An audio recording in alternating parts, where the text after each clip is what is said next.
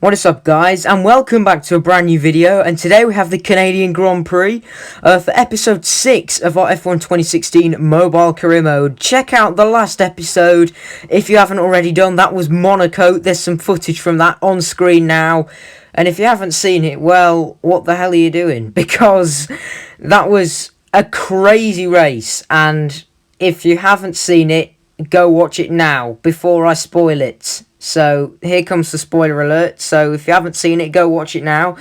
Basically, we won the Monaco Grand Prix against all odds.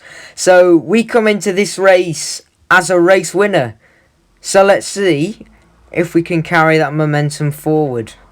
Welcome to race day here at the Circuit Gilles Villeneuve. The grandstands are filling up nicely, and there was a real buzz around the paddock this morning that today's race could be a cracker.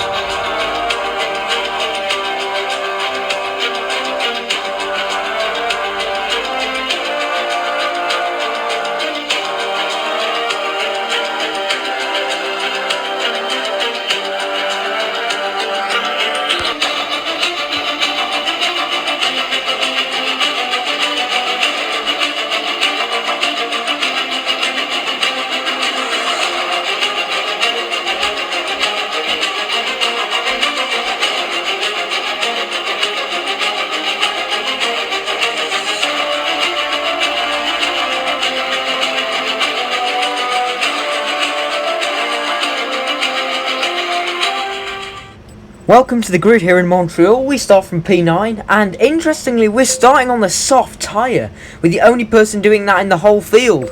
So we're going for a different strategy today in Canada. Let's see how it's going to pan out then as we go to 5 red lights for round number 6 of 15 here in season 1, and we are underway in Canada, and it's a poor start off the line. Valtteri Bottas has already got right ahead of us as we go into turn 1. I'm a little bit boxed in on the outside. There goes Sainz up the inside of me, and in the end I actually made a little bit of contact there with Bottas, just kissing the Williams a little bit in the back end there. But whoa, what are the AI doing there? What on earth was Carlos Sainz doing? Anyway, we're going to have a big old dive bomb there, but Bottas in the end gets the elbows out and says, no you can't. So in the end we're stuck in P10. We've lost 1 position, and Daniel Ricciardo, he's had a dreadful start. He's gone from 3rd on the grid, and that's a Mercedes of Nico Rosberg, who was backwards. I don't know if you guys saw that, and then I'm getting pushed into the wall by somebody, so luckily we didn't get any damage from that. But that was Rosberg. He's having such a dreadful season as Perez just decides to brake check me there. So, wow, this is a ridiculous start, and Rosberg gets a great exit there as we head down towards the hairpin. So his championship hopes are just getting lower and lower and lower, and taking a turn for the worst with every race we go through this season, because I imagine it's probably Lewis Hamilton who's leading the race. So Nico Rosberg needs to win some races. Well, now he needs to start winning as soon as is possible if he's going to have a chance to win. But look at this, we've set ourselves up to be really quick on a straight line today. I fancied having a run at all of them there, and Bottas again almost brake checking me, and in the end Rosberg goes straight into the side of the Williams. But actually that concludes a very hectic lap 1, and it's actually Kimi Raikkonen who leads the race. I don't know if you saw that, so I don't know what happened to Hamilton, but anyway, we go round the outside of Valtteri Bottas at turn 1, and we're past the flying Finn and up into P9. And we are chasing Rosberg, and obviously I want to get past him as soon as is humanly possible, because this is of course for net position regardless of how much I like him. But he's really slow there, and I fancy a run round the outside. That was brave. I have to make sure I leave Rosberg a bit of room, but in the end I squeeze him out just a little bit, and we are up into now P7 as Ricciardo's looking to fight back at me, and here's Max Verstappen. We could be 3 wide into the final chicane. In the end I back out of a move there on Max Verstappen, and we have to stay behind the Dutchman for now. Along the start-finish straight to start, lap number 4 of 18 of this Canadian Grand Prix, into turn 1, Verstappen goes incredibly deep for some reason, and then just comes back right across me on the racetrack. What on earth was he doing there? So the AI clearly on some sort of drugs they shouldn't be on at this circuit, as well, clearly Ricciardo again was just ridiculous on that straight. I wasn't supposed to compete with that, as that was Perez now, my teammate, peeling off into the pit lane, and I'm under pressure now from Danny Kvyat. As you can see in my left wing mirror, the Russian trying to get past me in the Toro Rosso, but in the end I've got just about enough straight line speed as Ricciardo goes very wide there, and that allows Kvyat, the run, he comes in and just smashes straight into the side of me there. So I'm not sure what was going on there, but either way we're going to go straight into the side, and we've lost the front wing. Daniel Ricciardo has just swiped across me, and we are now without a front wing. So, oh my god, what on earth happened there? He just went straight into the wall and aggressively swerved onto the track, and now I've lost the front wing. And that's an absolute disaster for us, because we were running in P5 on the alternate strategy. Anyway, of course, we're going to have to box this lap. We can't firm it out. So the strategy's going to have to change now. We're going to switch it from a 1-stop to a 2-stop. So because there's 12 laps remaining, we're going to go for 2 stints on the ultra soft tyres. So that's going to be a lot of fun. Hopefully we should have a lot of speed. I'm going to alter the setup slightly so we've got a little bit more speed in the corners. But obviously it's going to be a slower pit stop than normal because we've got the front wing change. Anyway, where are we going to re-emerge out of the pits? That's going to be a very good question. As it stands, we are in P11.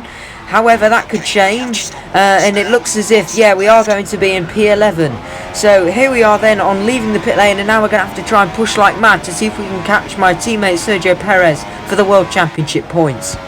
And now we're catching up to my teammate Sergio Perez on the very same lap, so he's going to be very slow, swerving on the back straight. We have to almost aggressively move out of the way, but I get the move done before the brake zone. But in the end, we get given a time penalty for corner cutting, and as you can see, I'm steering the wheel in frustration there because I thought that was a very, very harsh penalty, to be honest, and it just seemed to be getting bad to worse because we get given a 3-second time penalty on the very next lap, and this is just, that was just so hard not to corner cut almost. It wasn't like I was obviously snapping the corner out, so we got past Jolly and Palmer, but our race is just going from bad to worse here. This is absolutely catastrophic in terms of, well, for our race chances, really. And now there's a yellow flag here, and I think that looks like Williams. I think Valtteri Bottas, who's running in last now, has just been in the wall, so that's interesting. But despite the penalties, I still want to stick to the strategy and drive as hard as I possibly can. This is next up on the hit list, Roman Grosjean in the Haas. That's a very simple move there. Down into the brakes, and I'm going to try my best not to corner cut this time. There we go. In the end, we have to bring it a little bit deeper and get to make sure we stay within the track limits. Anyway, it's so annoying that you get that corner cutting there, because if you do that on, say, the actual F1 game, F1 2021, then you don't get penalised for corner cutting that badly, as that was Rita Haryanto in the wall there. I don't know if you noticed that. Anyway, we're going to see if we can get past Nico Rosberg now with the aid of DRS. Obviously, doesn't make a lot of difference in the game, but there we go, sailing past the German driver there, and we're going to get done for corner cutting again. Not quite a penalty yet though, but I dread to think what the next one will be. Very short time lapse though of me setting a purple lap, and in the end catching up to the lap car of Esteban Gutierrez. We're currently running in P3, make that P2 now as we're behind Lewis Hamilton. There's a yellow flag there, and it looks like Sainz has been in the wall at the hairpin again, so the AI just have a habit of doing that today. But anyway, let's see if we can get past Lewis Hamilton. Look at the way he's swerving, and I get another flipping time penalty, because to be fair, I went straight to the back of him there, but what was I supposed to do?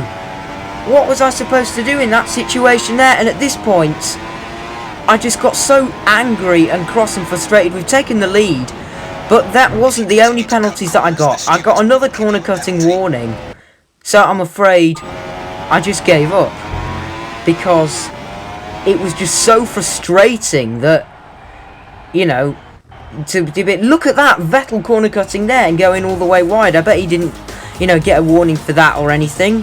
So yeah, that's an abrupt end to our Canadian Grand Prix, but the track limits just weren't my friend today at all, and as I said, it's annoying that if you do that in the actual F1 game, you can easily get away with it. Anyway, there's your results. Verstappen outside the points again, Bottas finished 19th in the end, and Hamilton won.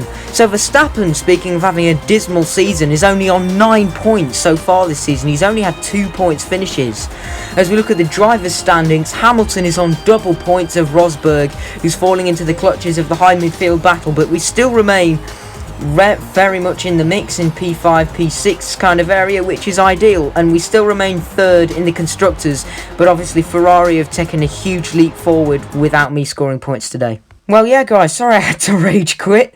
But anyway, thanks for watching today's video. I hope you enjoyed it nonetheless. If you did, please be sure to like, share, and subscribe. Let's get to 250 subscribers. Don't forget to follow me on Instagram and join my Discord. Both links in the description below. And I'll see you all next time. Goodbye.